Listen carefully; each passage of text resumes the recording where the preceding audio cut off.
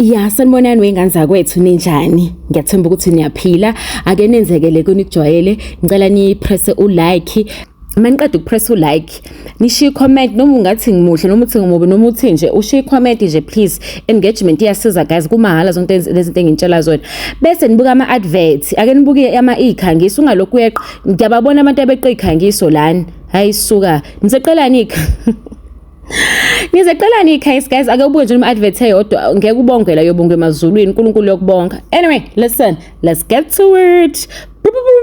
So Amanda Du Point waduma lapha ya e-TV edlala lapha le midlalo le edlala lapha ko SABC 1 ebhedayo. Amanda Du Point ke wayi actress but akayena walana waseSwaziland. Uyaziwa ke nje ubedumile owaduma futhi ngokuthi uke waphumela obala wathi uJubJub siyamazi ngoJubJub wamlepha ukwaba futhi intombi kaJubJub bebahle bezwana hayi into zamathandana ke phela zinjalo kwathi gwijijiji sakusahlangane uJubJub uboshiwe uAmanda usethi waleshwa kodwa usho 10 years after according to abantu kuthiwa uAmanda wekadini ukuthi uJubJub amlahlela ukuthi ajole noKelly Khumalo kwazoba khona nengane emva kaJubJub ulentuzane kugela abangesabambeka ke nje kube yinto nje inkosami egcwalela nje umhlaba wonke. She's original from Swaziland, so she lives a luxurious life.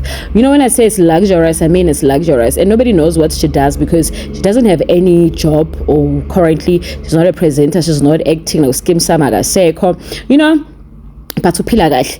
Anyway, after that ke ube sejola nomkhaladi lihle kanjani befanelene boy cute, the boy is nice, big arms, abs, you know, mlungu yena uyikhaladi ukhayeke baba in love washada Amanda washada nalo boy omncane but money speaks. Uboy akanayo imali. Amanda wayitholela usomatekisi yabona futhi bafethu ushembe uNkulunkulu uma ungafuni ukusebenza noma ungafuni ukuthatha lento noma ungenayo imali zazi nje ukuthi we for call we nothing we never to now next.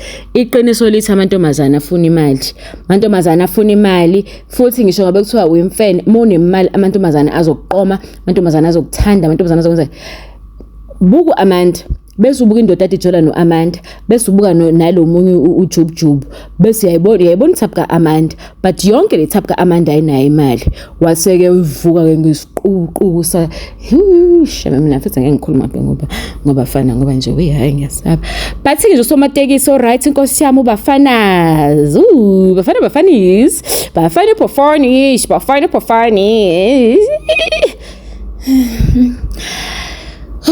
shembe wavuka ngobafana ke uAmanda Du Point bafana ke umnikazi wekhathele kuthiwa ke amadoda athi lapha eGoli aziwaya nezimali ahlangana athola noma eziphi intombi ezifunayo ephuza utshwala avale lapha endlini abona nje kube right but Amanda Du Point is married to I'm sorry Bafana's which is Amanda's Du Point man is married to this lady Phindile. Uke waqhamuka unkosikazi ke einsukwini ezolwa wathi uzobhidliza umuzi wami ususuka ubusudlwengoliwe njoba wawenza kuJubJub wathi Amanda ngizothula phansi. Amanda kuyabona ehamba nalendoda unikwa nama bodyguard hey uhamba amaphesheya uhamba ama private jet igqoka izinto ezibizayo unuka kahle uthi usethekwini umuze eseGoli enuka uthi useGoli umuze esethekwini enuka ephesheya uyanuka kamnandi nje Amanda. Why no amnandi because le ndoda emenzela yonke ngokhisimusi babehambele bese Stain City beyobona lo somabhilo nomlungu onesikole sakhe nemall yakhe nabantu bakhe nezindlu zakhe. Ngazi Stain City kodwa siyahlekisa beda yonke into yabo and then ukhona noma Stain City mina phela ngithi igama zanti cha umuntu okhona ophilayo konke kwakhe suthi nabantu abaqashwe khona bakhe leya complex lapho bayitshela kanjani abantu base Stain City. Anyway Ke uAmanda ke uJola noBafana ke kube ngathi uhlukene ngoba unkosikazi ohambile ku social media wakhuluma wamemeza washo wathi wena umshado wami kade be celebrate ke u10 years last year uphindile unkosikazi o-rightful wabafanas lapho uAmanda wayekhona emshadweni emenyiwe ezoba usaziwayo nje abantu ukuthi abantu abanemali bavele babiza abantu abawusaziwayo ukuthi bagcwale nje for nothing yebo bafika uAmanda wangagcina ngokuphahlanga nemshado wasethatha nomyeni wakhe ke buyeleke usisters izolo kade besephathini kade kunephathi eKhalami Golf Estate kade kuhlangene khona ingqonqulu neziqumamakazi zabantu abanemali and u+1 kaBafanas bekubani Amanda Du Point the wife olokho ememeza ikhala was no part of it. Phindile is very vocal when it comes to speaking but kubuye ngazuthi uBafanas doesn't care that much because phela usukazi ukuthi uAmanda mangabe ehambile naye bazomshutha nje abemtshontshile nje bamshutha ke bamveza. So the question is, where is Phindile? Is Phindile in the house?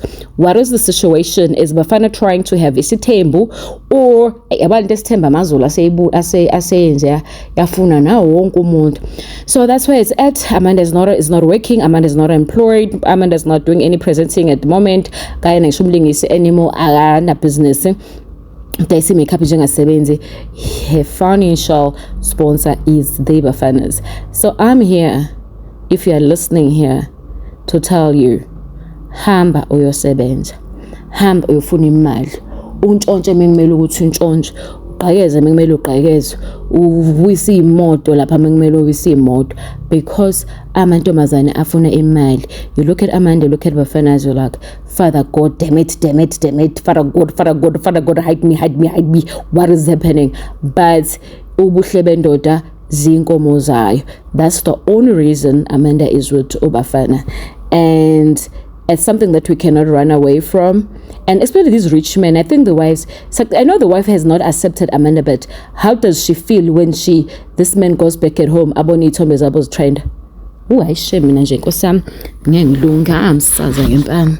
Subscribe bani ke phela kade ngintshela. Guys, please don't say that's not, please do subscribe, and then also at the same time please do watch ads. Even if you don't watch it, just leave the ad playing, please. That's all I'm asking. And then so that's ke umuntu akwazi ukuthi andethele indaba. Thank you so much.